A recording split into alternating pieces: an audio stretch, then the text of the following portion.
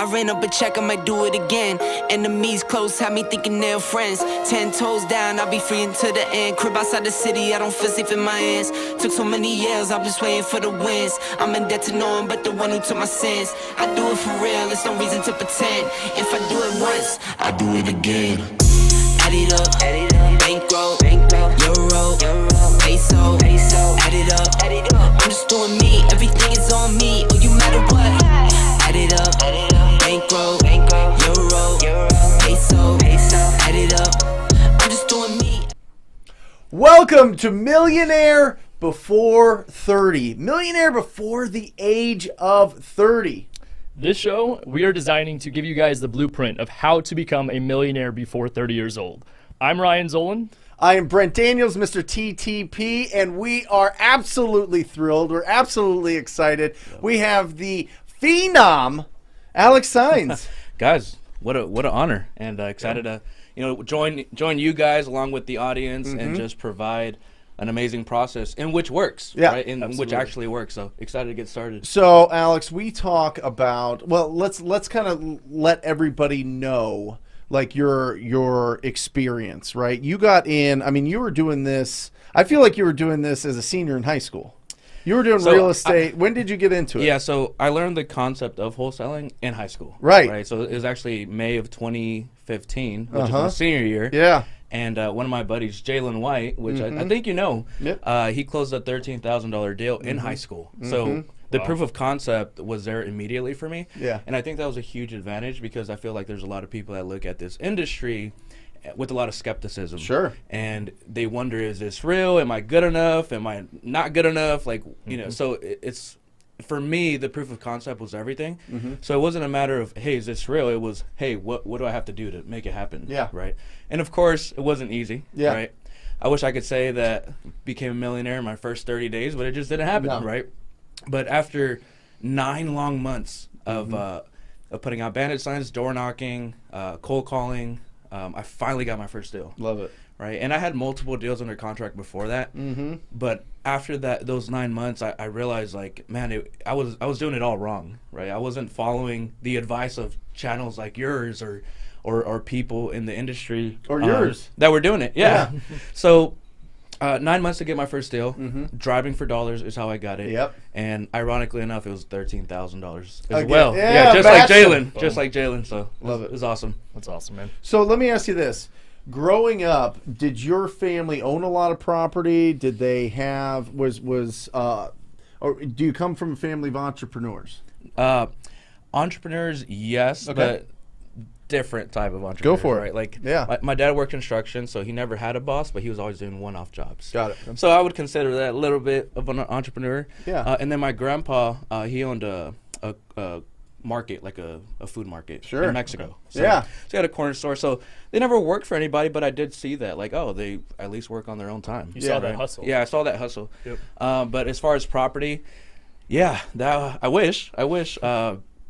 The 2 properties that my parents did own got foreclosed in 2008. So I saw that crash, and that when we got foreclosed on those 2 properties, we were forced to move into a trailer park or a trailer home.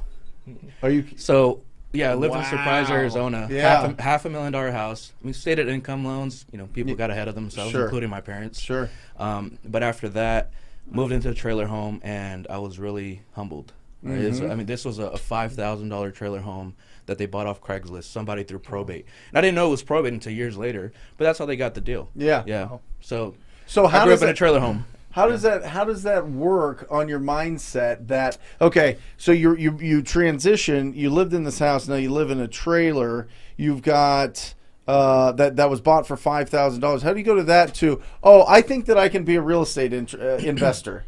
You know what I mean? Like, Yeah. Well, I always looked at those years like a huge burden. Okay. Until I realized they were a huge blessing. Sure. Because they really humbled me, and it showed me a reference of what it feels like to be bottom at the Right, bottom. right. So for me, in those moments I hated it, but later on I really became grateful for that experience because I understand what it is there, and I can relate with the masses that are actually going through that struggle now. Yep. So I see it as a blessing now, but in those moments it sucks, and all you want to do is get out of it. Yep. You know, you're in this survival phase, and And for a lot of people, I know there's so many people out there that have the talent, even more talent than us. Sure. But they don't have the vehicle, or they don't use the vehicle. So for me, I just needed the vehicle, and that came in the form of real estate. So I love it. I love it. And so Ryan, you guys are right there. When did you graduate? You I were graduated. 15? Yeah, he was 15. I was 16. 16. Okay, got it. So 24 years old, 23? yeah, 24. Okay, excellent. So how did that, and I'm really interested in this because I think that, it's really interesting. You guys, I went through it as like whatever, an adult, right? I went through the 08, I went through the 09. I lost the properties like that. I was in your parents' shoes in that, doing these silly loans that you just get whatever and buy a bunch of investment properties, lose them, be really financially irresponsible. So I got it on my end, but I didn't have kids. Like it didn't affect the children. You know what I mean? So you guys were going through it. Like you had a little bit of a buffer because it was directly hitting your parents, but the influence that it had on you guys, I honestly think your generation, your age group of entrepreneurs, I feel like are stronger because you saw what happened in the downturn growing up. You know what I mean? You didn't go through it directly, but you saw how it influenced your family, and you're like, oh my gosh, this is, I don't want to do that. You know what? It was almost like you got like a test run of understanding, like this is how you lose it all. Right. You know what I mean? Without a doubt. Oh, absolutely. What do you think? Yeah, so my situation was my family had just moved. We bought a new house right before the crash. Yeah. And then it was like they overpaid for their house, but they had sold their other home at the peak of the market. Sure. So then the market had crashed. Everyone around them was like, oh, man, you guys lost, you lost, you lost. And all I remember my parents saying at that time was, we haven't sold, so we haven't lost. Got it. So they were they had started up their own company at that time, so they were just trying to make ends meet. They ended up going a lot into debt, just starting the company and getting that all up and rolling. But obviously that was the sacrifice that they made, and then they just had to stay afloat during the crash and count their blessings. Love it. So. Love it. So you're in high school. You see Jalen do a deal. You're putting out these things. It takes you 9 months to get your first deal. What are you thinking during that 9 months? Because there's a lot of people watching this that are in what we would that first cycle, right? That first momentum building cycle where you're taking action, but you're just not. It's like working out, right? You go back to working out, and you're working out, and you're like, "Where's the results?" And then all of a sudden, it starts popping, right? The consistency. Yeah, I think in that moment, I mean, it sucks. It's a grind. But hindsight, looking back, it's like that was the biggest blessing I could receive because it made me appreciate getting a real estate deal. Sure. Right? If I would have got a deal like my first week, I probably would have spoiled it. I wouldn't have been who I am today. I have seen more people that I've coached, and probably you as well, more people that I've coached that get a deal in their first like 30, 45 days, and then I don't hear from them for 6 months. And then they're like, oh man, I stopped the engine. Now I'm coming back and trying to do it again, right? Yeah. So for That's me, real. those 9 months really made me appreciate this business. And I mean, during those 9 months, it sucked. I had one deal under contract. This was like month 7, and it was a bandit sign Maryville deal. At the time, it was like $100,000 house, but I had it assigned for $5,000, and I quit my job. Right, like I'm working at a call center. During this time, like my dad was doing his thing. My mom moved to Nevada, so I'm living at a friend's house, and it was in his little brother's Spider-Man room. And I was too big; my feet were dangling off the bed. So, like, to give you context, that's the state that I was in. Sure. So there's nobody for emotional support. There's nobody I could reach out to. There's nobody I could go ask for $100. So during those 9 months, how I was paying for marketing was credit cards. So by the end of the year, I had like $4,000 in debt, and it was all used for food and bandit signs. Yeah. And I had no car. So I would convince my friends. I'm like, hey, if I buy you food, can you drive me around? Yeah. So that worked. Yeah. But those 9 months. On credit. Yeah, on credit. Right. So when I got that deal, it was a $5,000, expected profit. The seller calls me a day before closing. Keep in mind, I quit my job already. So I'm counting on this check. And and the seller calls me and says, hey, my dad has cancer. We're not going to sell. And what do? I'm not going to strong arm. The guy's actually going through it. Yeah. So I let the deal go, and then I hit like 7 days of like pure straight depression. Like I'm like, I quit. I'm done with this real estate. It doesn't work. And at this point, I'm living in a studio room, paying like $600 a month. I don't have $600 for rent. It's like the 5th of January, 2016. And I hit like 7 days of pure depression. I realized like, man, it can't get worse than this. Like I can't get lower than this. Like I have nothing to my name. I have Nobody reached out to. I'm like, I have to keep going. So I started driving for dollars, and then maybe, so this was like the deal fell apart like January 2nd.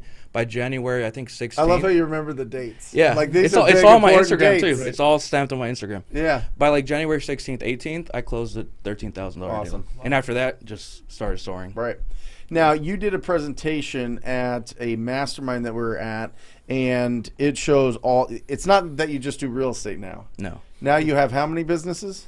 I would say 10 plus. Right. Yeah. And it was like multiple 6-figure, multiple 7-figure. Yeah. Was there an 8-figure in there somewhere? There is one 8-figure. Right. Yeah. All of these businesses. And listen, you've got incredible partners with Carlos and Sal Yep. on some of those, right? Yep. Or all of them? Yeah, all but my real estate. Right. Yeah. You've got your own real estate business. Real estate, I have Yes. 100% ownership. But tell everybody what other business, because I think that this is important. Like, people need to understand when we talk about put it up, Matt, Or chart. the blueprint here, right? Do a deal, get full time in this business, kill the debt, invest in assets. That's essentially that's where you're at. That's where you're putting your thing. Invest in the assets. Businesses being an asset. Yeah. Right? Yeah, so keep put that chart up again. So like, just to give you guys like a timeline on my story. So okay, 9 months to do my first deal, and then this was 2016. I was solo all of 2016. Did 12 deals for 120K in deals. Love it. But I realized, like, man, I'm treating this like a hobby, and I'm the only one enjoying life, because I looked around. My mom's still working a full-time job. My dad's still in the sun working construction. My brothers and sisters don't have any college fund or any future, anything. Right. So I made it bigger than just about myself, and I think that's crucial. Like, anybody can do a deal if you focus and work hard enough, but it takes a different type of why and purpose to do a full-time business, because the full-time business is not easy, right? There's a lot of moving parts. You're going to have months where, you're cutting close on profitability, and then you're going to have months where they're really great, right? But it takes a lot. So with the full-time business, I didn't grow up with money. So my first 6-figure months, back to back to back, I totally splurged it. Sure. Like, just to be real. But I kept the marketing and the people there, so that was my way of justifying it. But I blew a lot of money in dumb ways. So the debt part, that is a huge challenge. It's like, okay, you can make a lot of money, but what are you doing with it? And the answer that we found is to invest in assets, which is perfectly with this process. So those assets and companies, how do I explain this? So in real estate, there's 100 ways to make money. So we just really thought, like, what other ways with that specific vertical could we make money with? So some of the companies, we have a data company, we have a CRM company, we have a marketing platform, we have a digital marketing company for Google Ads and Facebook, cold calling platform. Cold calling you have a whole call center. A call center with 450 agents. Right. Wow. And then, our real estate company, and we have a solar company as well, solarfuse.com. And then, I'm kind of going blank. We have like 3 CRM companies, and then consulting business with All In. So that does exceptionally the coaching well. and absolutely. And real quick, because I'm going to get a little bit deeper, and then we're just going to open this up, because we're 13 minutes in, and I want to make sure, because we go for 90 minutes, I want to make sure that people are going to have a lot of questions. Absolutely. So we're going to get to it. But Ryan, be honest, the first 6-figure month, did you splurge like Alex? A little bit. I definitely had my moment. I will say that, like, to get to the point where I had my first 6-figure month took me a few years. Sure. So it took me a lot of the moments, like what Alex was saying, of the ebbs and flows, realizing you could have a month where you're like, whew, okay, if I don't close the deal this month, credit card. Here we go. So I went through that. So when I got my first 6-figure month, I absolutely splurged, to answer your question, but I was a little bit more reserved. So. Got it. Well, it's really interesting, right? Because you're making money, you're being consistent, and then you hit those big months, and you see this money in your account, and you're like, oh my gosh, like, what else can I do? Like, I'm so good at this. Like, there's so many other opportunities, and people start coming up to you, and they start seeing that you're successful, and they're like, what do you think of this? What do you think of that? And then all of a sudden you might get distracted, and you stop the lead generation engine. What you're saying is never stop the lead generation engine. Never. Yeah, never. As long you can splurge for a little bit, have some fun, but just make sure that the people and the machine are paid for. Yeah, I never over prioritize my personal Sure. wants Yeah. with the company. Right. So I always kept marketing. The only thing I did bad or wrong with marketing is when I would start a new channel, I would decrease one. Sure. And I learned that if something's working, don't mess with that. Yep. Like, how do you improve that? So that's a little separate than splurging, but Yeah. Sure. yeah. There's one thing that I want to ask you, kind of goes in with the whole splurging thing, because obviously, as you've grown all these companies and you've accumulated a lot more money, there comes a lot of mindset strength and like challenges here. I wanted to talk to you about a little bit of the mindset. What advice would you give to people that are younger? Because a lot of our audience is the younger crowd, obviously trying to make it millionaire before 30. A lot of these people that are the ones that are 18, 19, 20 in high school, what would you recommend as advice to them for mindset? Yeah, so okay, so initially, like, when you're trying to make something out of nothing, a lot of it is discipline and consistency, right? So if you can just be disciplined and consistent with the plan of action that you're after, you're going to get results. When you get results, you're going to be faced with a lot of different challenges. A lot of them going to be a lot of mental, maybe some physical, maybe physical stress, or maybe some spiritual, right? Spiritual problems. 100%. So you will be tested. You will have challenges that arise, and in those moments, you have to really dig within, right? And I got by 21, earning 6 figures a month, driving the car that I want. I was traveling whenever I wanted. I was, sending money to my family. Yeah. Really kind of living the dream that I was after. And then in those alone moments, I was still depressed. Sure. I'm like, why am I still depressed? And come to find out, there was a lot of unresolved trauma from my past, right? And so in order to get to the next level, what really helped me just catapult was clearing up that past trauma. Sure. Right, going to, and especially like as a minority, like I didn't grow up with like therapists and psychologists. I wish I did. I didn't realize the importance of that. Yeah. So for me, that is the route that I took. A great psychologist that I went to that has changed my life, I consider him a mentor, is Dr. George Pratt. Dr. George Pratt, he's in La Jolla, California. Did a lot of therapy with him and hypnosis, and just rewired my whole subconscious. So I guess there's 2 levels to hit. One is like, okay, let me create some success. Yeah. And that requires like the mindset, and you can achieve that by brute force. Yep. But if you want flawless flow-like businesses with a lot of joy and happiness, you have to clear up all the past trauma. Yep. So you can feel worthy, safe, and feel love. Yeah. So where do you start then if you haven't gotten to that point? Yeah, I would. So if somebody's in the point where they're making money already, but they can't get to that next level. Correct. Yeah, a lot of it is subconscious blocks. So a lot of it is feeling worthy, and then it's not just enough to say, I am worthy. It's not enough to say just an affirmation. You have to really clear up all the past. So a lot of that requires a lot of awareness, and therefore that's why I recommend a professional to really guide you through that. Sure. Yeah. Awesome. And now you feel, we're always working, right? We're always learning. I see that, a lot of that is, in my mind, like education, right? Not like the school education, but just learning, like learning new things, learning new things about yourself, learning new ways to handle stress and to handle success and to handle failure and to handle being financially responsible for dozens of people. Yeah. Right? It's like all of that stuff, like heavy does weigh the crown for sure. And it's just building up and learning how to effectively handle all of it, effectively be able to not only handle it, but then still keep that fire in your belly for more things that you want to do and more achievements that you have and like new interesting challenges. You see a lot of these people that become real successful, all of a sudden they're doing like Ironman competitions, or they're doing like some sort of crazy a challenge that they want to do in their lives, whatever it is, just because they're constantly looking for that next learning experience. And I think that that's so key. I think if you're open, you have an open mind and not a fixed mindset, it goes a long way. Yeah, growth mind.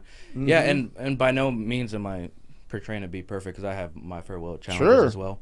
But one thing that I have really done well is just continue to expand capacity. That's what I call it. Hey, just expand capacity. Because as you grow as an entrepreneur and business owner, real estate investor, like, are problems going to get bigger or smaller? Yeah. They're going to get bigger. They're going to get way bigger. They're going to get way bigger, right? So I look at it like a stock chart. So if problems are going up, Yeah. and you're just staying stagnant, like there's going to be a huge imbalance. That's it. And that causes crashes, anxiety, and just, you know, Ebbs and just, flows even. yeah. So in order to keep up with that, you got to increase your capacity. Yep. How do you do that? Right? That's what are you putting into your mind, right? What are you reading? What are you watching? Who are you around? Who are you around? People. What you know, how are you processing emotions? How are you processing traumatic things? I mean, it happens to you know, us as adults. Sure. Last May, I had probably the worst month of my life, and it was like multiple near-death experiences. I What? got assaulted in Sal's Lambo at gunpoint. Our office building burned down. All of these things happened, and Wait, somebody put you at gunpoint? yeah, they were trying to steal Sal's Lambo. In Yeah. Sal's Yeah. Lamborghini? Wow. Yeah, in Phoenix, downtown Phoenix. No. Yeah. Just you? Yeah, just me. You were just driving around, I was driving having around. a good time. Yep. And they just I was popped parked. out. I was parked on the side. Yeah. Yeah. Wish I shouldn't have been parked, but And they tried to take the Lambo? they tried to take a Lambo. Did they take it? I was about to get out the car, and then I took off and messed up like 3 of the 4 rims. You I had to did. pay Sal for all that. But, Sure. Anyway, so my point is Yeah. like all the. That's crazy. That's an interesting story, though. That is. But all those I'm moments, like getting sweaty. yeah, I know, right? all those Wow. moments really tested me, and what it allowed me to realize is the ability to process that. So when traumatic things happen like that, we all get fixated on that, and it really derails our growth. So if you can go back to those moments and find the lesson, the love, the light in that experience, it's going to allow you to process much quicker. I love it. So for me, like, it took me a few days at least for the gunpoint thing to be like, okay, I'm safe. But whereas in the past it would have took me months, and then I would have been bitter at that person, and that And stuff doesn't really serve you. It would stay around a lot longer Yeah. in your mind. Yeah. I mean, it would be living in there. Yeah.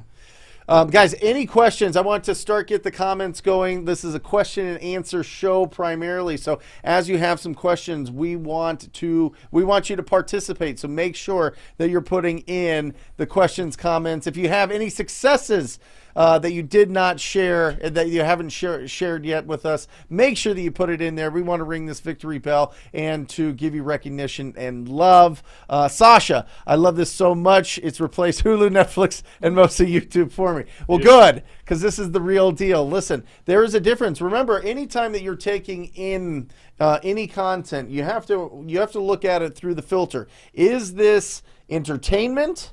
Is this education, or is this instruction, right? Instruction is the action plan. Instruction is the tangible action items that you can implement into your life so that you can start, so that you can get to your goal faster, right? The education is fantastic. You learn a lot. That's great, but it doesn't really get you, the meat and potatoes of what you need to do to take the action. And then entertainment is the biggest, right? Music and movies and shows and everything else. You just got to watch. I'm telling you, when you're on your way up, when you're building up, when you're getting to that point where you're building to be a millionaire, I watch how much time you're spent with the entertainment. I think that you should be if you're in your car, you should be listening to really, really good, positive business mindset, self-development, personal development, everything, psychology, all of those things as you're driving around by yourself. I think that you need to make sure that you're reading at least 10 pages every single day so that you are putting really great stuff. Remember, books are the plunger. It is the plunger for your brain. All the crazy things that happen in society that's getting dumped on you through social media and news and life and people talking and all these things that gets plunged out by really good books. So make sure that you're reading 10 pages a day, every day. It is your mental plunger. And make sure that you are surrounding yourself with incredible, proactive, hungry, patient people that have a huge amount of optimism. You do all those things, and you're going to be in a wonderful, wonderful place, and in a much better place, and have the foundation to start taking action. Without a doubt. Right. You're Yeah. so good at that. Right. No, I mean, you're amazing. Listen, it is the truth.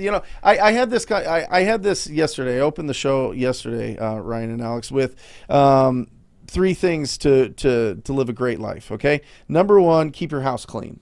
All right. Now that's not just literally your house. Like, you want to keep your house clean for sure, Yeah. but the house. You know what I mean? Keep the house clean. That's number 1, because you can have as much success as you want. If this isn't clean, if this mindset it doesn't have that energy and that enthusiasm and that passion and have the confidence and courage, keep the house clean. Number 2 is protect your health. Yep. Right? Protect. Listen, the old saying is you never think about your health until you're sick, and then it's the only thing you think about, right? Yep. You know? So protect your health, and the third one is increase your value to the world. Increase your value to the world. If you go and you keep your house clean and you can protect your health and you are increasing your value to the world, you're going to live a great life. Without a doubt. What do you guys think? I like those 3 steps. Keep Yeah. it nice and easy. I mean, I'm really big in value. My Right. thing of like how I got to where I was always over providing value to the people around me and discounting myself to put myself in position to learn. Yeah. So I'm all about that, especially number 3. Awesome. Yeah. What do you think, Alex? I love it. I love Yeah. it. I think on the learning side, I have a little process that I'd like to go over real quick. Do it. So to learn faster. Yeah. Like who here wants to learn faster? Yeah. Or retain more information, right? Sure. So, and this is through my experience and how I was learning, because I try to read a book a week. But in the past, I was reading it to just understand and comprehend. Right. So for those that don't know, like understanding and comprehension, like to comprehend is to say, I get it. Like, oh, yeah, that makes sense. To understand is like, oh, I totally get it. That totally makes sense. But just to understand and comprehend something doesn't mean you're going to get results, right? Because the real results are going to come with knowledge. Yeah. And knowledge is taking what you understand and comprehend and taking action. That's it, right? brother. So once you take action, Come on. then it turns from I get it to I know. Like I know, and I know because I do, right? And the only way to know is to actually do. So a lot of you guys are learning just to understand and comprehend. And I say this a lot where it's like people want to know just enough about a subject so they can be relevant in those conversations. And that's not completely bad, but I know we want better for you guys. Right. We want you guys to actually get results. So go from the comprehension, understanding to knowledge, and then how you're going to get the wisdom, which is level number 4, is by doing in time. And Yep. and how I label wisdom is I teach. I know. Yep. I can teach. Yep. Right. That's what makes us Yep. credible to be Yep. Right. speaking into your guys' life. Yeah. Because we've gone through all those phases. So, Love just to sum that up, learn to teach. That's like my phrase. Yep. Like learn to teach. Yep. If you can learn something with the intention of teaching it, you're going to be able to retain it at such a higher level. Yeah. Yeah. I love that. I love it. Alex, we've got a lot of the audience is real estate entrepreneurs. Some of them have never done a deal. All right. So as they're getting into this thing, what do you think is the best approach to crack this thing open, to get to the first step of this, which is do a deal? You want to pop that up again, Matt? Do a deal. How do you? I would say it's probably a little bit different than Bandit Signs in 2013. Yeah, right? I wouldn't start there. But, Right. Hey, Brent, what does your shirt say? Talk to people, baby. That's my number one. TTP, right? That's number one for me. Yeah. That's number one. In my business now, our number one strategy is online marketing. So Yeah. specifically PPC. Talk But- about this, because I felt like you cracked the SEO code and PPC code like 3 4 years, yeah. 3 years ago. Yeah. Yeah. So what really blew up my business was talking to people. Right. We went from 12 deals to 52 deals the next year with 3 cold callers. Right. Right. And it was all cold calling. We didn't do any other marketing. I didn't have a website. People, sellers would ask us like, hey, what's your website? And we would just say, hey, we don't have one, but you can talk to our title company. They're reputable. They're going to put a good word for us. It's a great. So I would leverage the title company on that. But talking to people, cold calling blew the business up. Yep. And then by year 3, we're doing 100+ deals, all cold calling. Yep.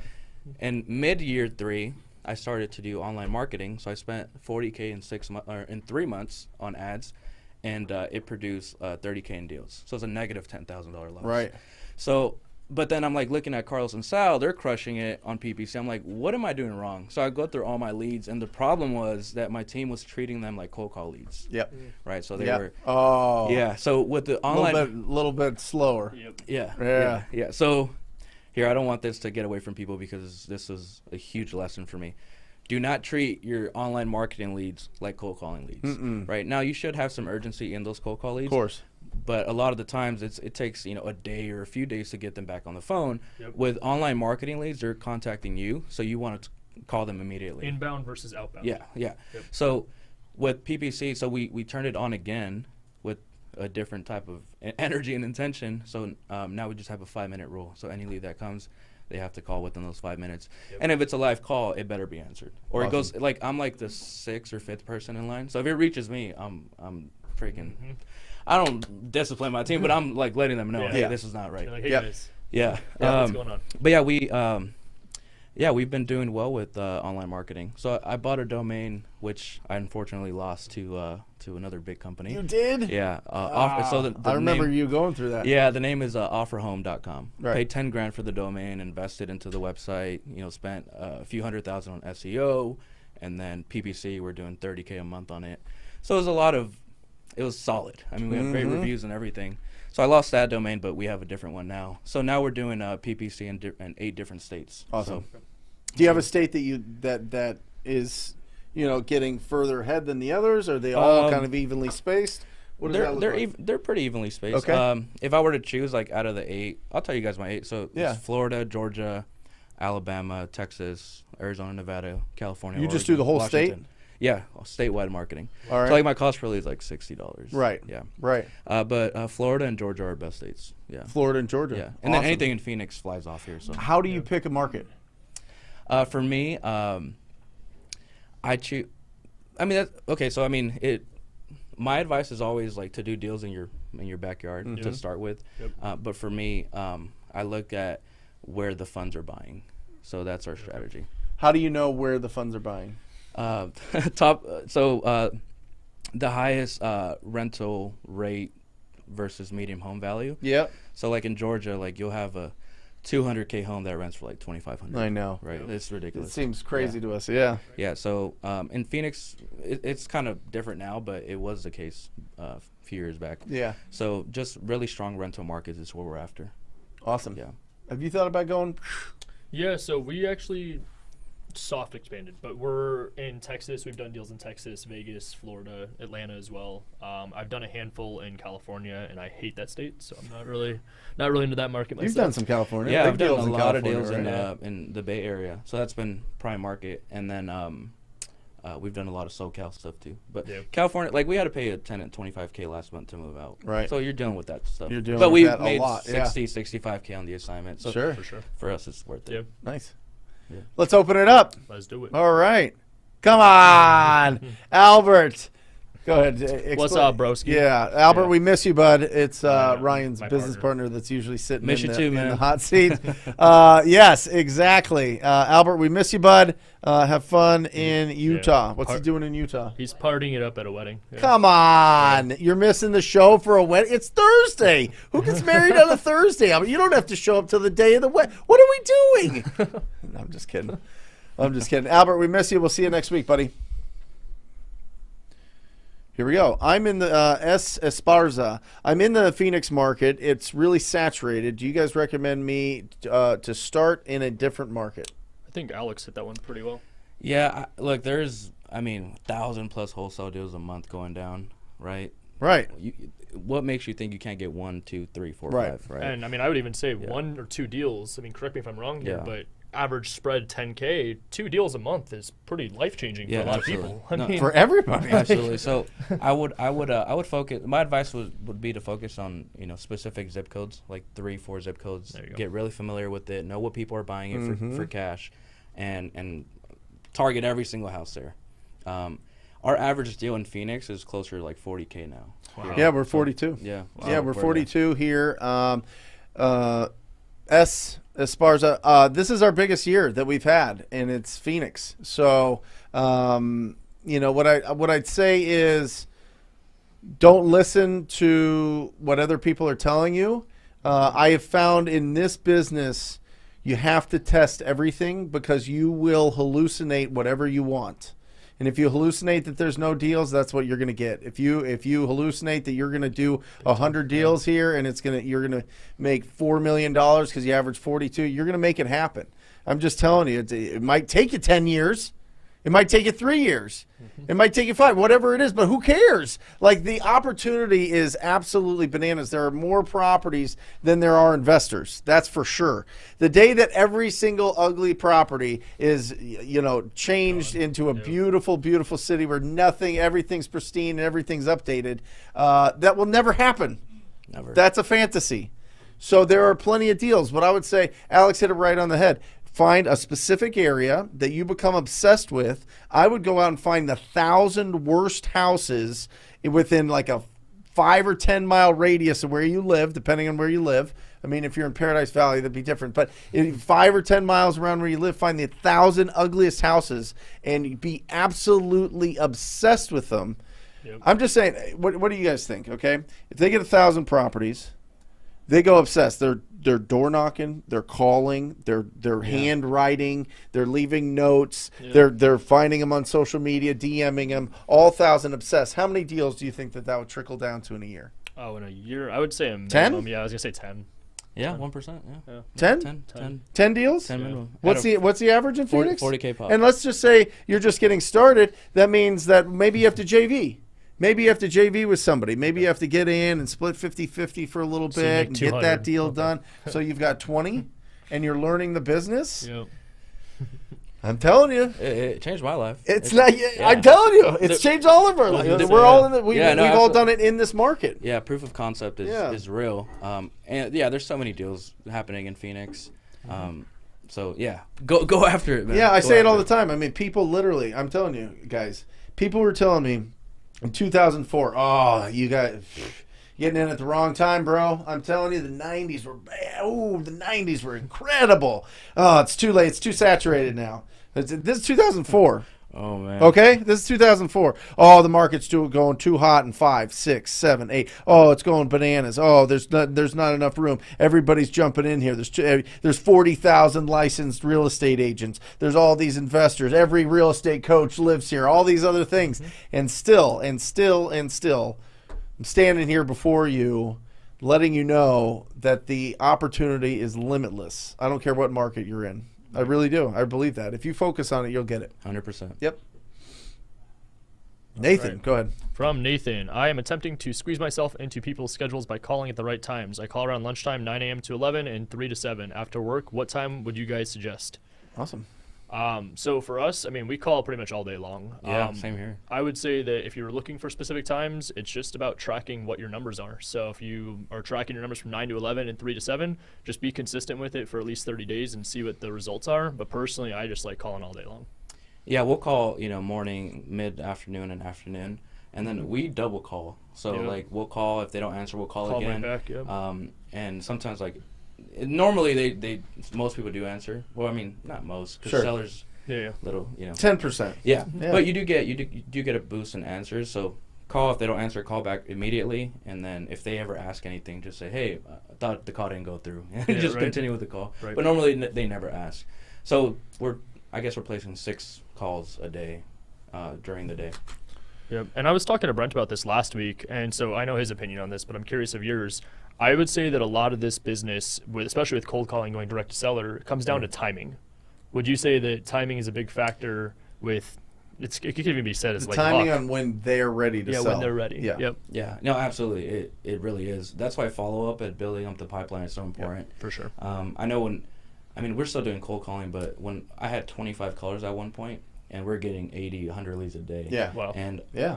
even at that volume, you would get your, people that are ready to go then and there. But that's like 1 out of 200 people, 300 people. Yep. Most of it were follow-up, so I do agree with the timing is everything.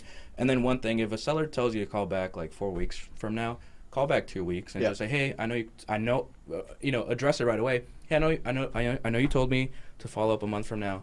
Just checking to see if anything's changed or if I can do anything to serve you, or help or, so by that, we learned that the hard way because we had a deal in Phoenix. The guy told us to call out right after Christmas. Yeah. And then Carlos and Sal had the same lead. We didn't know that they had the same lead. Sure. They called right before Christmas, Of course. locked up the deal, and then we lose an 80K assignment. Yep. But I mean, at least it went to them. But this was my first year, so 80K. That's a huge. Oh my gosh. It's a So now, big pill to swallow. Yeah. Yeah. So now we just check in more periodically. Yeah, Nathan. If you look at the stats, literally, there's only 3 to 5% difference in times when the sun is up. Okay, so with our business, it's call when the sun's up, and so that usually gets us really good 7 to 10% contact rate. It's been closer to 7, just because of there's just more people calling, more industries calling. Just it's not just real estate. There's just a lot more people that are calling people. So the people are kind of not picking up as much. It's gone down about 20-30% in there, but 7 to 10% still is a great opportunity to talk to a lot of people. And listen, the best time to call is when you can be consistent. That's it. When it fits into your life. You've got responsibilities, you got things going on. It needs to be consistent. The word sustainable should be the most important word that you write on your wall. Sustainable, sustainable, sustainable. Sustainable effort, sustainable action. You do that, and I'm telling you, it's impossible for you to lose if you sustain enough action, enough effort in this business, and talk to enough people. All right. Glenn! Is that the belt? Is it? All belt time? right, That's it's the bell bell time. time. Let's go. You want to ring? Well, let's pull it over here. Let Alex come go. on, Oh, ring. yeah. Yes. Let's go, Glenn. Glenn, congratulate 37,000. You just made more than the average salary of the most the richest country in the world. The base salary is $33,000 here in the United States. You made that over that on one conversation that you had with a property owner. Congratulations, Glenn. Now I need you to push it up. So question, all right. So not knowing anything about Glenn's business. Yeah. What do we advise him to do with that 37,000? Oh boy, I mean, I'll let you go first because I'm gonna just. So I would say that what we do is we usually separate taxes. So I'm always gonna take a little. Yeah, I made that mistake my first year. Right. Yeah, big tax bill. Yeah. So I put it in a separate bank account. So I usually put about 15% in there, and that might even be low. Talk to a CPA. But then out of that remaining, I usually take about like 40%, and I would put that right back into marketing. And then the other like 30% I'd keep as like reserves, and then I'd live off the remaining like 20-30%. Yep. Bam, yeah, that's spot on. Yeah, don't think it get better than that. Yeah, Glenn, keep it. Yeah. I mean, keep the money. I mean, here's the thing. Depending on, I assume, if you say thanks for everything, Brent, that you've drank the Kool-Aid and you're part of the, picking up the phone and calling people and getting deals that way. Continue to do that. Yep. Don't spend it all. And once you get to the point where you do 30K, the old Sean Terry rule, 30K a month for 3 straight months, then you're allowed to hire somebody. All right? But before you get that consistency, you need to invest in yourself. You need to make sure that you keep that money. You need to make sure that you forget about that money literally. Well, it's closing on the 29th. So the 29th, celebrate. The 30th, you forget about it. I'm telling you, start every day at zero. Zero money in your account, zero opportunities, zero deals. That's going to keep that fire in your belly high and keep that hunger really, really, really strong. So congratulations, Glenn. Now listen, push that. We got to get you to the 50K club. So push that up 13 grand, get it to 50K, and join the 50K club, brother. Go ahead, Alex. Hi, I'm 22 and want to create a better life for me and my daughter. Can someone mentor me with wholesaling? I watch tons of videos, but I still need guidance. There you go. What would you recommend? So it goes back to my levels of learning example, right? So if you're watching a lot of videos, you're watching them just to understand and comprehend. You have to apply some action so you can get the knowledge, and knowledge is where results are, where they come from. So for guidance, I would say find an accountability partner. Love it. In your area or in a Facebook group. There is tons. If you don't have one or know where to find one, just send me a message on Instagram. I have plenty of people that are willing to help in your market. Not sure where she is, but or Angel. Is it Angel? Yeah. Okay. Not where he is. So yeah, I mean, I would apply action. I would apply action with accountability.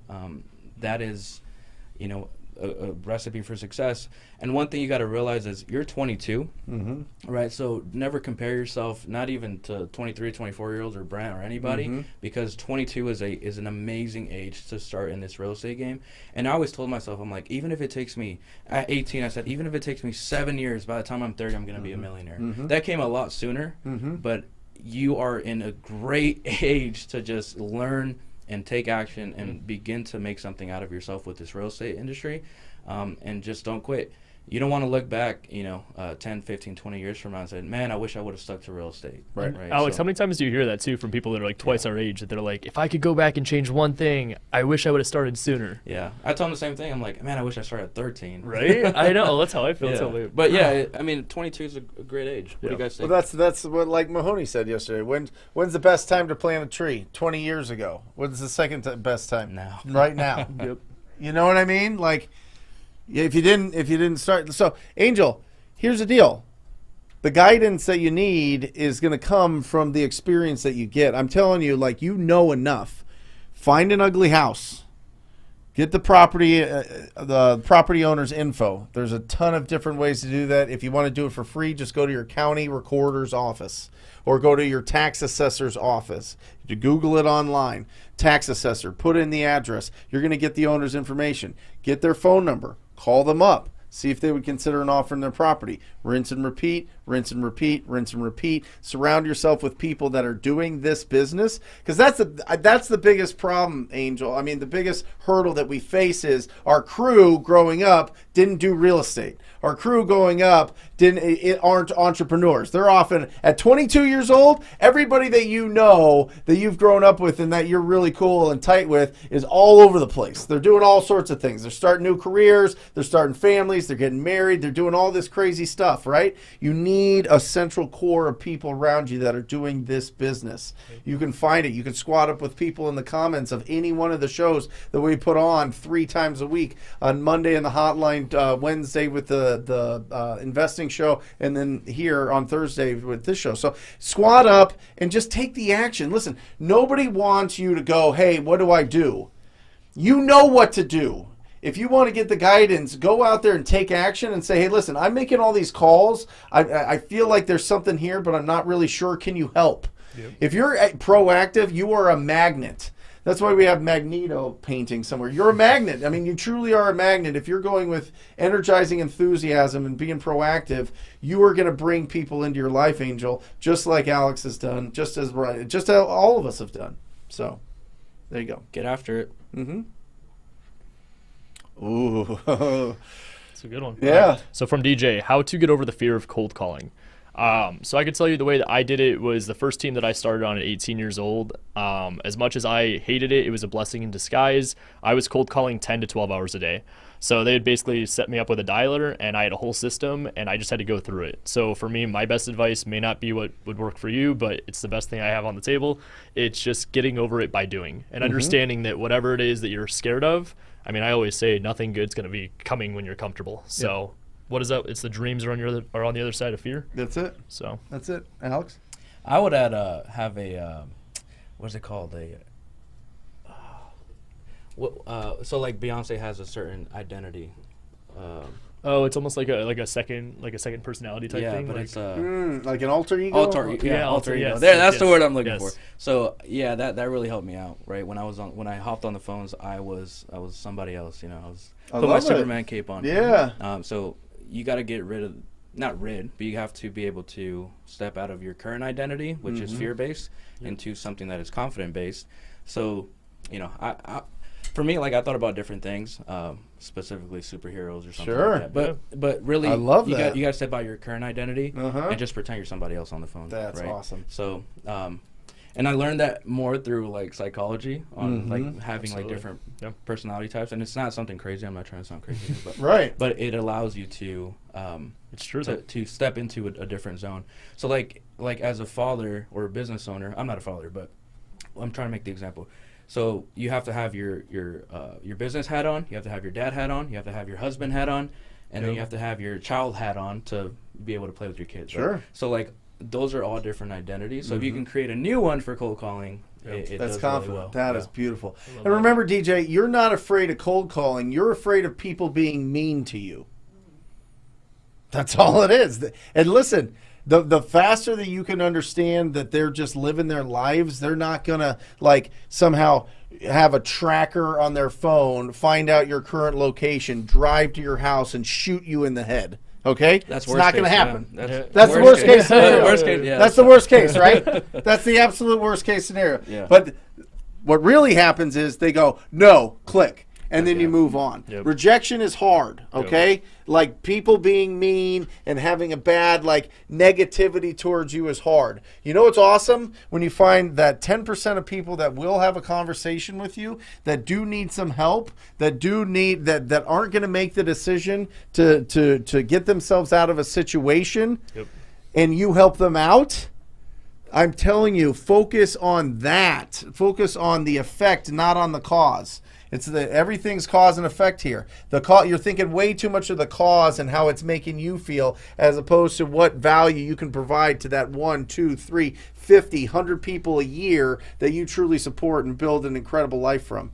So, DJ, it's not cold calling that you're afraid of. And if you are, usually, it's because you don't know what to say and you've never had the experience. So you can get the scripts. You can get the scripts online. TTPscript.com or TTPinsider.com has a ton of downloads. And then it's just putting in the work.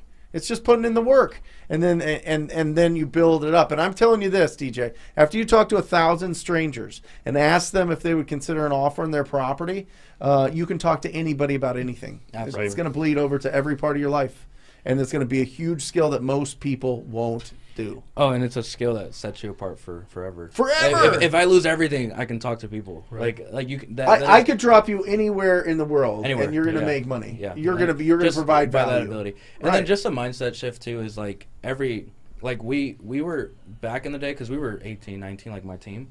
Like we were scared to hop on the phone. Sure. But it was something that had to be done, right? Yep. So for us, it was we just made it a little bit different, right? So every no, like we would get excited. Sure. Because it was closer to that yes. Absolutely. And we found that for every 100 no's, we get one deal. That's it. So like we would literally tally up the no's, and then by the time it was pretty accurate too. Yep. By the time you get now it's 1 out of 200. I mean, around the country. This was 5 years ago. If you talk to 200 homeowners, you'll get a deal. Yeah. I'm just telling you. And then it takes about 20 hours. And then if you're new, I recommend to cold call for sell by owners to get that practice time. So treat that like practice time. Like Where do you shoot find around in the gym. Where do they find for sell by owners? Zillow. Perfect. Zillow.com for And sell you by can literally owners. filter it. You can filter, call them, and get those practice shots in before you hop on your purchase list, which you're spending money on. That's the second time this week, guys, right? That Lauren Hardy does that as well for her virtual wholesaling with her team. Yep. Awesome. Zolin, I've been working on getting my first deal in 6 months now, and I'm struggling. I also have $9K in business credit. What's the best way to use that to help me get deals and to build the business? I think the first thing is what is working on getting your first deal for 6 months? Does that mean that you're making calls? Because I'm telling you, you should be getting a deal every 20 hours that you're making calls. If you're not, then I'm real curious on what you're saying to the people. I'm real curious if you're actively listening when they're talking to them. I'm really curious to know how your tone and your pace is. But is that 6 months of consistency, or is that just here and there? You're doing a little bit each day, which is fine. It'll just take longer. 9,000 in business credit. I would get PropStream. I would get Deal Machine, and I would just skip trace. I would skip trace. Would you recommend a dialer for somebody? Oh, absolutely. Okay. 100%. I mean, I would. Unless you want to just go and knock doors. It's going to take a long time, but it's completely free. Unless you want to knock doors, get the phone numbers and call the ugliest houses that are around you. What do you think? 9K business credit. What do you do? Yeah, I would say the same. Systems-wise, it's pretty straightforward for me. My model, obviously, as you know, is a little bit more of the MLS, working with realtors in that aspect. Mm-hmm. But if I was looking to go direct to seller, which is what we've been transitioning to recently, is I would do the same. Pull a list, and I'd be getting dialers, PropStream, whole 9 yards. Yeah. Yeah, I would. The system's perfectly said. I would focus on money producing activities, right? Yep. So I feel like a lot of people, when starting, including myself, I was like doing the wrong things. I was focused on business cards and door knocking. I'm not saying door knocking. I was say logos, brands, Yeah. names, So- LLCs. So for me, like, if I were to go back, I would just focus on money producing activities, and that's specifically like every single day, I just have a daily lead goal. So by talking to people, Love it. Every single day, it's generate 3 to 5 leads. Make that your goal. And what's going to happen is if you stay consistent with that, those leads will lead to a deal. and then that deal leads to revenue. That revenue leads back to more marketing, more leads. So eventually, you have to get through that hurdle of getting your first deal, and then once you rinse and repeat that a few times, then you build up the budget to then hire out cold callers or acquisition managers, and then duplicate yourself. So focus 90% of your time on money producing activities. 90% of your day should be talking to people, running comparables and giving offers. That's it. Exactly. Yeah, no business That's the cards. blueprint right there. Love it. Don't even look for cash buyers. That'll come. Once you have a deal, I mean, you could sell it. Yeah. Yep. Yeah. Dominique, how do you guys prevent cash buyers from undercutting us? We had 2 cash buyers who already went directly to our seller's house after getting all the info. Yeah, we know that. It has happened in our market. Usually those people don't last very long. Yep. Obviously, we remove all of those people from the lists so that you're not that they're not seeing that. What we do, Dominique, is if it's a really, really, really juicy deal, I'm going to close on that. I'm not telling anybody about it. I'm going to get that thing closed. I'm going to own it, and then I'll sell it. If you're not in the position to do that, or you don't have a financial partner to do that, or a hard money lender, or somebody that's going to be able to fund that deal for you, I would take your best deals, and I would pick up the phone, and I would call actual buyers and not blast it out, okay? Because and the other thing is this: if you're posting to like Facebook Marketplace, if you're doing it to Craigslist, you are going to every time somebody's going to go after that deal, whether it be a real estate agent or whether it be another investor. If you put it out on I'm going to put it out on public and just hope somebody snags this thing, you're going to be in real trouble. What do you guys think? Any experience there? Yeah, without a doubt. So for us, I always say, like, once we have a property under contract, I'm not really too concerned with someone around me because I know that I have the ability to purchase it with my contract being fully executed. Yep. I also know that when I get a property under contract, our numbers are usually good enough that I am prepared to close on it if need be and take it down, and then we don't really have people go around us. But also, we don't blast them out too often, as Brent had said. Yep. We go direct to our cash buyers. I really only work with about like 15 to 20 of my top buyers, and I sell most of my deals every single time to the same handful of people. Awesome. So. Yeah, great advice. We don't for really juicy deals. We buy them. Yeah, right. We buy them. Right. Yeah, we'll buy them immediately, or we'll send them to people that we've done business in the past with. Yes, for sure. So repeat buyers. But yeah, if you have a really good deal, I would avoid the Facebook Marketplace. That's like our 7th thing that we do if we don't sell it. Last case. Yeah, right. Last case. Yeah. But go to those relationships that you already know that conduct solid business. And then another thing for like markets that we don't have relationships, we just look at cash transactions in that area. So Beautiful. People that bought in that area, and then we'll really vet them. We'll even send them an NDA at times. So if it's a really good deal. So what's your dispo process? You get a deal. Let's just say it's a 35K deal. You know what I mean? Like it's not like 150. It's like 35. It's that good, it's a nice one, but it's one that you want to get as many eyeballs on it as possible. What do you do? Yeah, so we first we'll text blast our VIP buyers. Awesome. So we'll do. How many people Scipio. are VIP? We have 250. 250. Yeah, Beautiful. solid, yeah, Perfect. 250 in Love Phoenix, it. and then we have different pockets for different areas. Mm-hmm. And then we'll email blast to our list through an investor lift. But a lot right before like text blasting them and emailing, we're calling people that we know are paying top dollar in that area. Yep. And then we're working with a lot of funds, so we already know kind of where they're at. Awesome. Yeah. Are your funds part of that primo list, your VIP list, or is this a whole different? This separate. So if the house that's meets what the I thought. criteria, Yeah. then But if it's a regular because they have a house, box that they want to buy in, they don't buy and if everything. they fit it, they'll buy it. And they buy them. Yeah. they buy them. Yeah. They buy them like Extremely retail, well. basically, Yeah. right? Do you sell most of your deals to your VIP list, or is it through Investor Lift? Because I'm pretty familiar with Investor Lift, and it's basically like you're all kind of sharing cash buyers, correct? Yeah, so everybody like chips Yeah, in their list. yeah. In Phoenix, I mean, we've had a solid list for like 5 years. So VIPs. yeah, VIPs. But in other markets, Investor Lift has been huge. Awesome. And they're a solid product, but Yeah. Yeah. Awesome. No affiliates there. Good question. Edgar, for a tight beginner budget, what would be the minimum setup that you would suggest? Tools, apps, dialers, Let me go first. etc.? All right. So, realtors. Dude, this is like what I was teaching. If you have not seen that episode, go back a couple of them. I think it was episode 2 and 3 of this show, correct? Yep. MLS? Okay. Yep.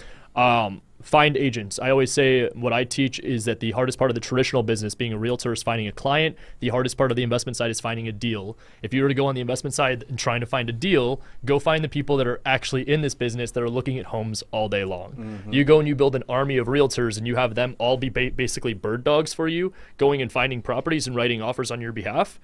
Your dollars should be costing you zero. Right. So I would start doing that. That's typically what I tell people to do. Then I say get a real estate license, then invest into systems. However, if you weren't wanting to get a license, go build the relationships with the realtors, get a deal with zero marketing dollars so you're not in debt, and then transition and start spending money based on the deal that you get from the realtor.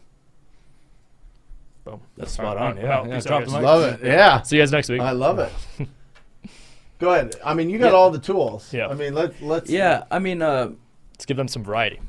okay, so if you have like $500, let's Yeah. just say 500. Perfect. I would drive for dollars and Yep. skip trace that list, Yep. and I wouldn't even buy a dialer. I would cold call it from my phone. Correct. So that's a $500 budget, and half of that's probably going to be gas because you're Right. only going to be skip tracing a few hundred records. Love it. So that is like my go-to. You know, Love that. If I had $500, I'd make $30K in a month. I would do that exactly every single day. Love That's that. it. Perfect. Alejandro's like, hey, you want to answer? They did it. They did it. They answered. I know. All right, so Rachel.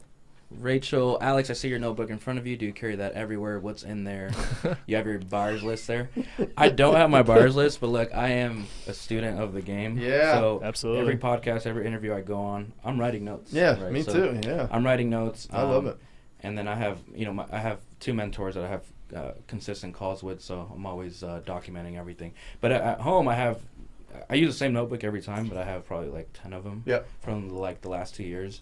And it's pretty awesome to go back 2 years back and see where I was. And then just all that, like the month that I was explaining earlier, like I have it all documented. Mm-hmm. So it's really awesome to be able to reflect on that. And then You have that March? Yeah. May of last year. Oh, sorry, May? Yeah. Really? I have How's like, that looking This back? happened to me.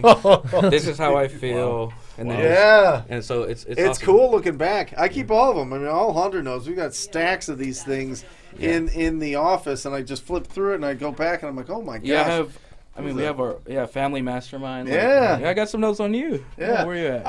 I've got some notes from our from the Brandon Simmons Oh, there you are. Go Giver. There it is. TTP. There it is. Yeah. Yeah. Impressive, by the way. Thank you. Thank you. Rachel. I think there's something magical when you put pen to paper. I really do. I think it's also magical when I go back. It's almost like the trophies in my house are the books that I've read with highlights Oh, and yeah. notes Yeah. written into it, and the ears, you dog ear them on the pages that you really want to go to, and you star it and whatever else. I think that the problem is I kept for like 2 years I kept giving away books. They're like I was like, oh, I gotta keep these. I'll buy somebody a book on Amazon. Or something. Amazon it Yeah. to them. Yeah. Yep. Yeah, I recommend it though. Life changing. Yep. Angelita. Go All ahead. right. Does Texas require you to have a real estate license in order to wholesale? How do I find this? I don't believe so. Nope. Thank you. Yeah. No, we do deals all the time. Yeah. But if for anybody just in different states, quick, easy way to find out is call your title company or closing attorney, and they'll let you know like if you do or not. Yep. So leverage experts to get answers. Yeah. Love that. Eric. There we Oh, go. come on, Eric. That bell. There we go. Boom. 13.5 in the Let's Houston go. market. Let's go. H-Town? I Boom. love it. Congratulations. $13,500 in the Houston market. Houston's a fun city. man. Absolutely fantastic, Eric. Keep the momentum and keep that money. Keep it. All right? Listen, as soon as you get a 5-figure check in your account and you look at it and you're like, "Oh my gosh, this is incredible." Yep. I'm like a millionaire now. Now I can buy all these things and do all these things. Keep it. I'm telling you, keep the money. Keep it. Like Invest it back in. Invest it back in. Don't get too crazy with that. I want you to keep it for you and your family and your life and everything like that. But I want that mostly going to investment and not into spending. Cool. Preach. Yep. Maurice, there he is. Once a property is set for a tax auction date, is it possible to still get the property under contract and get it sold prior to that date? If it's similar to like a foreclosure, I haven't done one of these ones, but yeah, I would say it should, correct me if I'm wrong here, both of you guys, but yeah, you should be able to get it as soon as it's not on the auction date or after it. You should be good to go. Yeah, I think there's also a redemption period. That sounds right. Yeah, in different states. I think the sellers to go for is it title? Is it lending? Mortgage company? Who do they call for that, for the redemption? Because I know there's a process that they have to go through. Yeah, I know. Man, I've heard of this at masterminds, and yeah, I thought it was closing, like a certain attorney that does it. Yeah. Sure. Yeah. Well, it depends on the state. I mean, some states have it where you have a redemption for like a year. Some of them it's 3 years. I think Oregon's like 3 years. Yeah, that's where I heard it from. Like, what are you going to do? Buy a tax default? You're like moved into a house and somebody... Like excess proceeds. So. I mean, so it's really interesting, Maurice, but here's the thing. Just make sure that what you're offering pays off what they owe, right? I mean, it's the same thing. It needs to have equity. So as long as it gets paid off before the actual auction date, that's what it is. I mean, they're not tying that thing up and saying, hey, we don't want the money that's owed us. They want the money that's owed us. Right. They don't want to take it through the tax auction because there's fees that that needs to be paid through that the state is going to take a hit on. The Treasury is going to take a hit on if it's property tax. I assume it's property tax auction and not like some sort of income tax type of thing. So, yeah, if you can get it before any of these auctions, if there's an auction date, you get that thing done before. You can even get the auction date postponed if you let them know that you're working to get this thing done, and let whoever is handling the auction know. Yeah. Good to see you, Maurice. Amigos, when should we consider hiring VAs for cold calling? I think we might all have different answers here on this one. We do. I'm certain. Go ahead. Yeah, I'll go first. I think that you should know the process before you delegate the process. Yep. So that is my personal take. I have met people that hire and then just delegate it fully. It's a 50-50 because how do you train somebody in which you don't know anything about? Right. So it's going to be hard to train somebody on how to use a cold calling platform if you've never used it. So go through that process yourself. Even though it's uncomfortable and maybe time consuming, but you definitely want to know what to do so then you can teach what to do to VAs. Right. I agree with that 100%. So I made the mistake of I hired the VAs without actually doing a lot of the cold calling myself, and then I also didn't have the systems and processes to back the VAs. So I messed up with that. I would say that the other thing that is a very big nugget that I'll drop here about when you're considering hiring a VA, make sure you're doing it for the right reason. You should not be hiring this VA to just take cold calling away from your plate so that you can go around and play and do all these lunch meetings and do all these like fun money expenses going out activities. You want to make sure that if you're hiring a VA, it's so that you're delegating a task for you to be able to go and scale your business elsewhere. Maybe it's you doing dispo primarily, but then working the hot leads. Maybe it's you then jumping into a sales manager position and managing the VAs, and then you're going to work the hot leads that come in while dispoing the deals. Figure out what that structure looks like. And I would say that more importantly, it's just going to be like, make sure that you're providing value to the VA. So don't learn from my mistakes. Don't be the guy that just goes and gets the systems without actually, like Alex said, knowing how to operate it yourself. So Edgar, here's the deal. Again, 30 grand, 3 straight months. But the reason that you should be doing it yourself first, and it's the experience, absolutely. What I've found is the most important is how good are your lists? How do you know how good, if you're pulling the right lists, if you're not understanding, if you're not having these conversations, right? Because what's going to happen is you hire these guys, they're going to be totally trained. Let's say you go with what, Call Geeks? Call Geeks. Call Geeks. Yep. You go with Call Geeks, and they've got somebody trained, and they got somebody managed, and they got somebody, they're only as good as your list. Right. And are you comfortable enough? Do you feel secure enough to know that you've pulled the right list in your area that's going to get you the results that you want? Well, they're going to give you reports, and they're going to say, well, listen, I'm talking to a lot of people, but they're just not they just don't want to sell, or they want too much, or something like this, and you're going to be like, that VA is terrible. Alex, I want a new one. Give me, the other guy or other gal, right? Or a bad review. Right? Yeah, or a bad review or whatever else, right? Like something like that, and it's not the case. I think that the important thing is understand which lists are banging really hard in your area and really doing well, and then you can make your VAs way more successful because you're giving them the opportunity to actually win. All right? I love that. Yeah. I think you got Well a said. good 3-step So process. what there. lists are banging right now? Well, driving for dollars always. We love the driving for dollars. We love going after multifamily that are older multifamilies that have been owned for a while. Do you target a lot of individual owned, Yes. like non-LLC? Well, listen, as soon as Batch opened up with their LLC search, you get about 30% of trust in LLCs, and that took that was a good bump Wow. because a lot of people weren't doing that. But for the most part, it's coming from individuals. It's coming from individuals that own it. You can even filter it down to out-of-state owners that own multifamily that were built before 1990, and they've owned it over 7 years. Wow, yeah. Boom, right? And there's probably in our market 2,500 to 3,000 properties that are like that. You know what I mean? Yeah, Like, absolutely. Without a doubt. so, yeah, there you go. Getting good questions. Hamilton, Very good. go ahead. When you cold call, do you leave a voicemail to the homeowner when they say or when they don't pick up a time the first time or second time? What do you say? What do you do? Do you leave voicemails? Yeah, absolutely. Okay. Yeah. And I really like what you had said earlier too about the double dial. That is like what I implement like super heavy. Mine is also again more towards realtors. But let me tell you, like when you call someone and they don't answer and you pick up the phone, you call them again. I don't recognize that number. I don't know about you guys, but I usually am like, okay, Why are they calling me? why are they calling me? It Is must this- be important. Is yeah, this- it's, Well, is it's this a a doctor? trigger. Is this like Yeah, I don't now because right? Yeah, right, I get right, it. I get it right. now. Yeah. Yeah, my phone's just because I know the vibrating. technique. I'm like, it's when they triple, Right, triple right. tap you. Yeah. You're like, wow, okay. Yeah. But just to answer that, so we leave Yeah. the voicemail the second time if we double dial. Okay. Yep. So When you leave a voicemail, how do you? So I don't. When I in the coaching that I do, I say just blow through it, catch them live. Don't leave a voicemail because they're going to call back, and you're going to be on your back foot because you're not going to know what to who do. this is, what property is. You Yeah. have to do the whole. I'm not in front of my computer right now. Yep. I don't have the information in front of me right now. Can you tell me what address?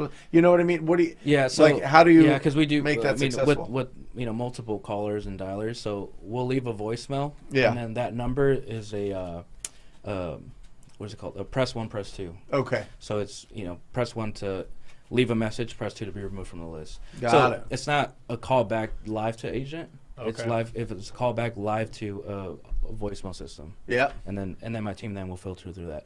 We don't get Got a it. lot of deals Right. from voicemails Right. because you do have to catch them head on. Now, are these RVM or are you cold calling and then dropping? You're voicemail? dropping the voicemail when you're. Yeah, we're Okay. dropping the voicemail. Gotcha. Yeah. It's And then not they'll call RVM. back into Yeah, gotcha. a filtering system. Yeah. So Yep. Cool. Awesome. There you go. does pretty well. Brandon, there he is. Can you talk about trends you see in this last quarter of the year with buyers and sellers? Are they more active or more lax with the holiday seasons coming in? So I mean, last quarter, dude, at the beginning of the last quarter, I thought we were in the middle of like a correction that was like crazy. I had like 12 appraisals on the traditional business that were just coming in super low. So I was like, dude, Wow. like what's going on? Like, are we in the middle of like some kind of transition here? Right. But now, I mean, I'd even say looking back, like the last 30 days, I'm seeing it kind of like go back to normal a little bit. I don't know. Like the only thing is that we're not seeing 30 offers on a property. So a property that normally would have like 30 offers, depending on it being like in a hot location, I would say on average it's still getting multiple offers, but five to 10. You can only take one. That's just it though. I mean, I would say overall it's still a seller's market, nothing too crazy. I mean, you're competing against multiple offers if it's in a good location. I would say obviously in traditional real estate, holiday season always kind of goes a little bit slower. Yep. But on the investment side, where the deals are, people are buying. So. Yeah, I think that last quarter, I mean, we didn't really see a lot of slowdown because I don't deal with a lot of retail. Right. Yep. Right. So on the investment side, I mean, we're still getting a solid amount of deals. For this upcoming quarter, I don't really deal with the retail side, Yep. but I know December a lot of people slow down. or Q4, a lot of people slow down. For us, we pick up even more. And one tip that I'll give everybody listening to this is, yes, people don't want to move during the holidays, but that doesn't mean people won't sign contracts during the holidays, right? So we do longer 30, 60, 90-day closings, filling up our pipeline going into the new year. Beautiful. So that is our emphasis for like specifically the month of November, December, where people don't want to move midway through. We'll do longer closings, so we'll stack up our pipeline. Love that. I love that you put this, Brandon, because I'm literally having this conversation with my team tomorrow. The way that it has always fallen in the last 17 years is November 15th is like the cutoff date. Right? That's when all the new deals that are going to close this year to hit 2021 goals are going to hit and really get closed before the end of the year. The last couple weeks of the end of the year gets a little wiggly with all the holidays and with all the travel and with everything going on. Now, that doesn't mean that November 15th we stop our lead generation. Right. I'm just saying the income comes in for 2020. Usually we have to get those deals in by the 15th of November. Sometimes that gets crazy. But I will tell you this. Historically, 4 out of the last 5 years, December has been our biggest revenue month, our biggest income month, and it's been absolutely phenomenal. So I think right now the conversation has to switch to getting this done before the end of the year. You mentioned you want to get this done before the end of the year. You wanted this to fall into the tax year of 2021. You wanted to get this done, push people to get it done before the end of the year, not to wait till next year. That way, listen, you go into next year fresh. You don't even have to stress about this property anymore. It's like a clean slate for 2022. Doesn't that sound great? Right now, those are the conversations you need to be having with those property owners that are stretching their timelines, like clean slate conversations. Right now, that's what you want to be having. Absolutely. Yeah. Awesome. One more tip, actually. Yeah. Before I forget, during the holidays, something that's worked for us is only if title's clear. Yeah. Cash advances. Sure. And that locks in deals because people need that. I love it. People need that. Alex, extra I money. love it. They need extra you money dog. for Christmas. Yes. Cash advances. Only if title's clear, because we've done it where it's not. Sure. And then Then you eat it. We got through. Yeah. We got through the one I remember, but make sure title's clear. Love it. Hussein, can you explain the process after you have found a buyer and a seller and signed both contracts? I keep getting confused with what to do with the title company. Yeah. So I would say that you found the buyer, you have a seller, you guys have both signed contracts. Always make sure you're sending everything to title. So title's the one that's going to be dictating the pay on that. So obviously make sure they've got all the documents. I think that would be just about it. I'm confused on, like, I guess what you're confused with, it'd just be if you have the contract, send them over. That'd be the easiest thing. Other than that, process-wise, that's if you already have the buyer. I mean, yeah, Hussein, here's the thing. Here's the beautiful thing about our business. Let the title company do their job. I don't know how they pull title. I don't know what they look at. I don't know what documents that they sift through and get all the payoff information, and then they're getting all this other stuff. Our job is to help distressed property owners get out of the situation. That's half of it. The other half is if our exit strategy is to wholesale, then the other half is provide an incredible opportunity for a cash buyer. That's it. We get in the middle of that, all right, as real estate wholesalers. So we're helping this distressed property owner. We got the cash buyer. We meet in the middle. Once we turn over the agreement to the title company and the assignment, they take care of it. Now you want to communicate with them. Make sure that they're getting everything that they need to close on time. Make sure that your cash buyer's depositing their earnest deposit, making sure that they're getting their funds in there in time. But beyond that, our job is just to make sure that the seller is moving towards the goal line here, moving the ball forward, and they're doing that smoothly, and to make sure that the buyers come in and close on time. The title company takes care of their own job. You're going to understand that when you put that deal in and let them take over. Yeah, title companies, they get paid for what they do. Yeah. So leverage experts, leverage You know, we consider title companies like our partners. Of Absolutely. course. Absolutely. They're part of the team. So, you know, would you ask your partner a question if you needed one? Absolutely. So Talk to them all day. Yeah, so don't be afraid Yeah. to ask your title company or closing attorney questions. That's what they're there for. Without a doubt. And title insurance, I mean, the title, you want to make money, open a title insurance. Oh, yeah. I mean, I'm just telling you, like those companies, the margins on title insurance are so bananas. They're literally ensuring that they did their job right. That's literally what they're doing. Yeah, right? I did the math on 500 plus deals. I'm like, oh, that's no wonder they love us so much. Oh yeah, That's why they have all these events and Yeah. they take you to the fanciest dinners and they want to Yeah. take you to happy hour and hey, here's some Phoenix Open tickets. Why don't you take these? Right. And Here's the Suns game tickets. Why are you Yeah, smiling? yeah. Something funny coming up? All right, I wish whatever. I had to pay Oh, for boy. them all. Hey, Juan's hitting up Alejandra. Can you put her on camera there? Can you see? There she. Hey, Juan, there she is. She's looking at all these comments. She's picking out the best questions. So, That's awesome. Juan, great to see you, buddy. Great to see you. All right, Angelita. Ooh, I think this is a question. Oh, there you for- go, Yeah, Alex. what crystals do you wear daily? I see your bracelets. What are you manifesting currently? Everything. I mean, everything intentional that brings me more love, more light, more peace. Love Crystals I wear. On the daily, I wear crystal quartz, and then I wear my daily amethyst. So Hey, amethyst there you go. quartz, and then Is that your? That's this one right here. Oh, Yeah, look amethyst. at that. So, and Is then- that on your wrist? no, not on these, but Oh, those are my okay. dailies. Yeah, Yeah. So this is tiger, and then lava rocks, and then dang, I forgot the other name. One I do wear daily is it's called a moldavite. Moldavite. Moldavite. That's a Moldavite. dude. So that one's That's a a little. I don't recommend that for everybody, but that's a powerful stone there. Yeah, I have that. There you go. I wear it on my chain. What is it too? I don't understand. Yeah, It's an alien rock. Yeah, it's Is not it? from the world. Yeah, It's Supposed like to, a- it's like supposed to give a- you some like It's the big- minute you got that in your life. Yeah. speeds up. Yeah. Yeah. Piece of it. Can we get some on Amazon? Uh, Let's start passing I like these out. I like getting them in Sedona. Like, They're too powerful. Okay. Yeah. Get them.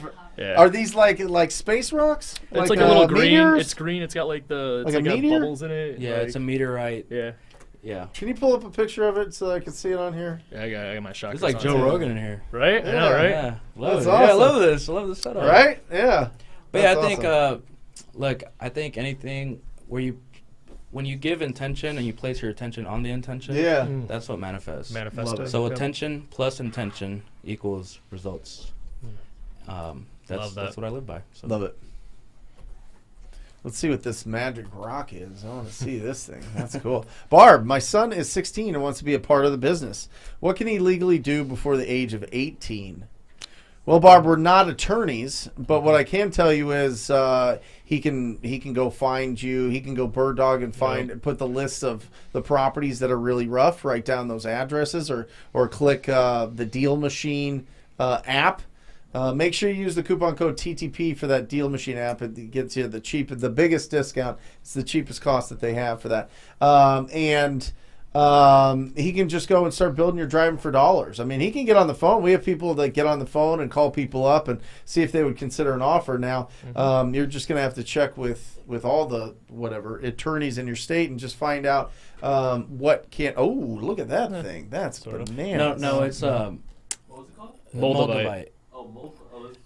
Yeah. What was that one? Malachite. Malachite. So it's no, we don't want the malachite. MOLDAVITE. It does, yeah. What's it again? Anyway, Barb, MOLD. he can start picking up the AVI phone. I think VIT. that getting adult conversations about real estate under his belt is going to be Moldavite. huge. And just discovering, hey, listen, where are those rough properties? I think that's the first step, getting the list of the rough properties in the area, and then just trying to call, or maybe even test out some texting.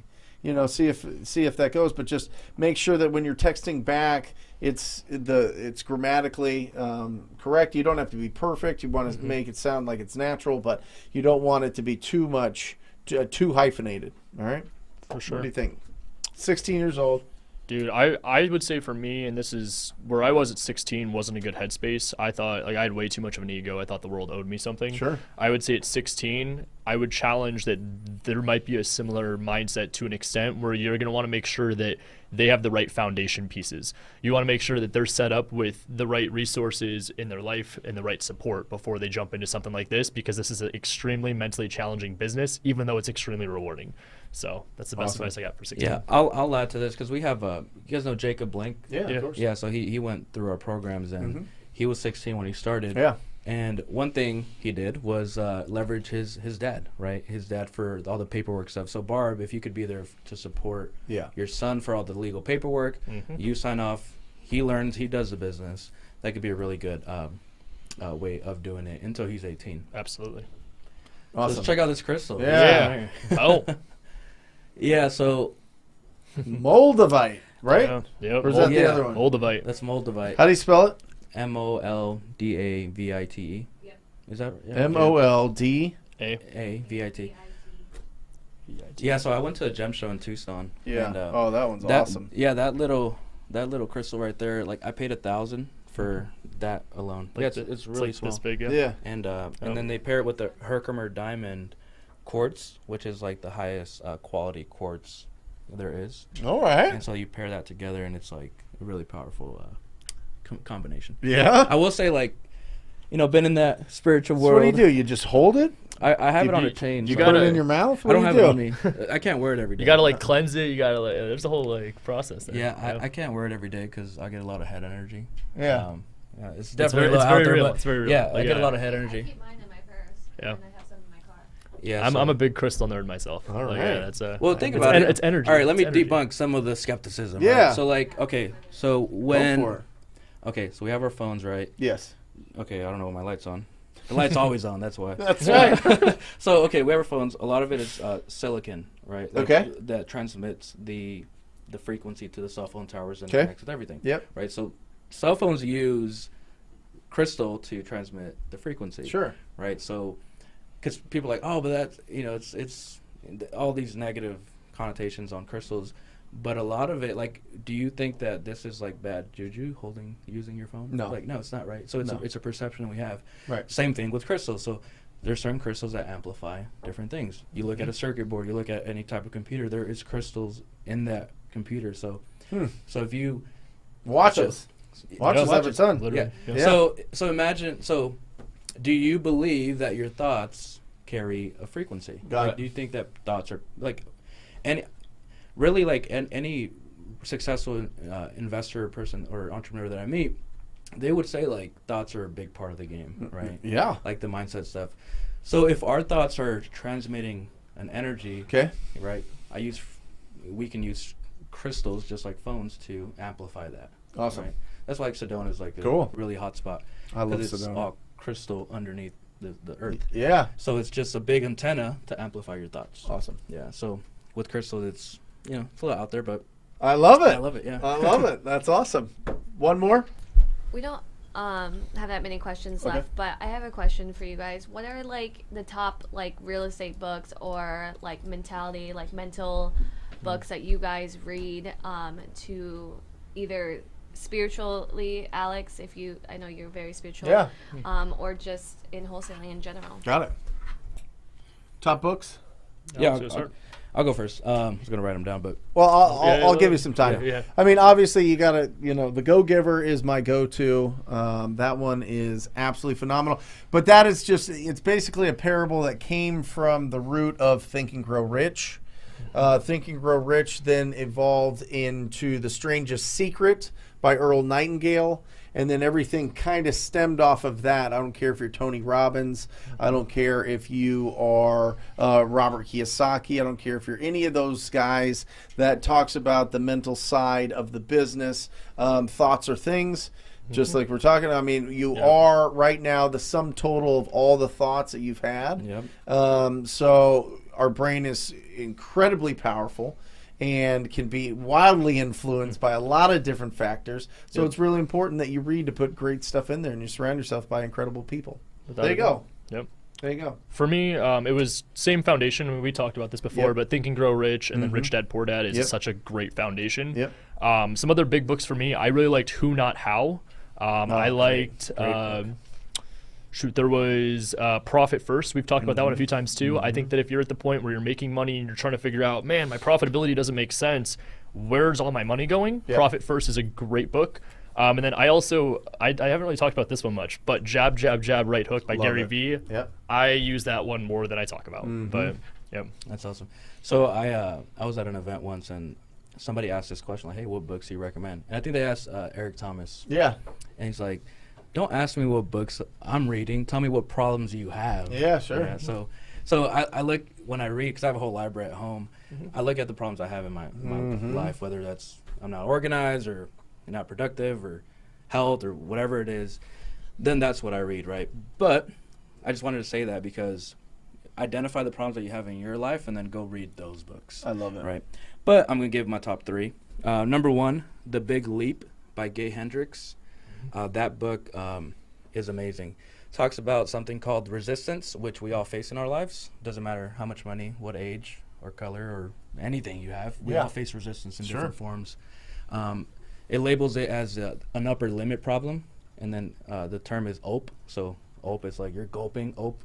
But it talks about resistance, how to break through that, how to break past that ceiling, that barrier of resistance to get to. What is it called? The Big Leap. Love it. And then there's a second book called The Joy of Genius. Right after that. That book changed everything for me because it allowed me to just have pure awareness as an entrepreneur, so I don't face those resistant points. Love that. Or process it faster. Awesome. Yeah. And there's also you go ahead. No, Sorry. go ahead. The Happiness Advantage is a phenomenal book. I haven't read that one. You would love it. You will love it. Happiness Advantage. Yep. Second, it's called Code to Joy. Code to Joy by Dr. George Pratt. He's a mentor of mine. He's a psychologist out of San Diego, which I recommend anybody and everybody do a session with him because the guy is special. He's worked with Rob Dyrdek, Phil Mickelson, tons of athletes. Rob Dyrdek credits all of his success to him. It's pretty amazing. Wow. Code to Joy by Dr. George Pratt. And then for a little bit more spiritually advanced books, Power versus Force by David Hawkins. Really all of Hawkins' work is it's amazing. So David Hawkins, Power versus Force. And then a book that really opened up my eyes to see what we are is The Untethered Soul by Michael Singer. Yeah. So awesome. Happiness what? Advantage. Got it. The Happiness Advantage. I've got it in here, but get it on Amazon. Anyway, guys, that is it. 91 minutes in. Thank you so much, Alex. Yeah, I appreciate you guys. Absolutely Thank you. incredible Thank you. show, incredible story, incredible inspiration, and real life. I mean, these are, that's why I love doing these, Alex, right? And Ryan and I have been dedicated to do this every single week is because a lot of what we deal with is in the mind, right? A lot of it is the limiting beliefs that we have, and having somebody like you come on with your experience, your background, and your story, and then you're writing new chapters every single day. You're doing amazing things. You're just an incredible inspiration. So Literally writing thank new you. chapters. Yeah, I know. Literally. Yeah. So thank you. So Appreciate close it. us out, Ryan. What an honor. Yeah. Yeah, seriously, Alex, thank you so much, dude. We've been trying to get this together where we can get a lot of these younger entrepreneurs that just have obviously figured out some type of success before 30 and that can pour into our audience. So again, thank you so Anytime. much. Yeah. Anytime you guys, I'll run it back again. Awesome. I love this Absolutely. stuff. Awesome. And I hope you guys enjoyed. And if there's anything you guys require from me, or I know these guys. How do they get in your world? DM you? Yeah, you can your- find me on Instagram Yep. At Alex Saenz, Saenz, or YouTube as well. So Alex Saenz, YouTube. Check them out. Awesome. All right, guys. Until next week, we love you. Peace. See ya. Later, guys. I ran up a check, I might do it again. Enemies close, had me thinking they're friends. 10 toes down, I'll be free until the end. Crib outside the city, I don't feel safe in my hands. Took so many years, I'm just waiting for the wins. I'm in debt to no one but the one who took my sins. I do it for real, there's no reason to pretend. If I do it once, I do it again. Add it up, bankroll, euro, peso, add it up. I'm just doing me.